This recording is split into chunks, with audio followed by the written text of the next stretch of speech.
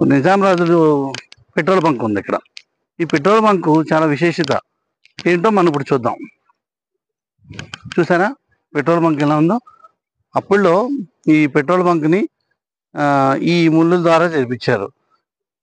ఈ పెట్రోల్ బంక్కి ఈ సైడ్సే ఈ పెట్రోల్ బంక్ ద్వారా ఇది ఉపయోగించేవారు. అప్పుల్లో ఇదన్నమాట నిజాం రాజుది. ఈ ఈ ముళ్ళని బట్టి, ఈ మిషన్ బట్టి ఇదంతా అన్నమాట. చూసారా మన అప్పుడు దాన్ని చూపించిన పెట్రోల్ బంకు ఇంకా ఇలాగా కొత్తగానే ఉందంటే మామూలు విశేషం కాదు.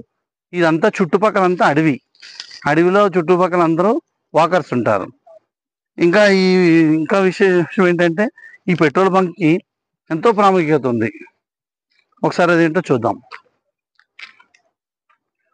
చూడరాజీ ఈ పెట్రోల్ బంక్ ఉంది.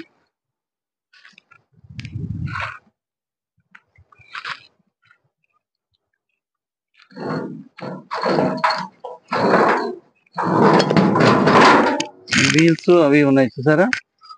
అప్పుడు ఇలా పోసి ఆ పెట్రోల్ బంక్లో లీటర్ అని డీజిల్ అని అలా పోసేవారు. మరిన్ని వీడియోస్ చూస్తూనే ఉండండి.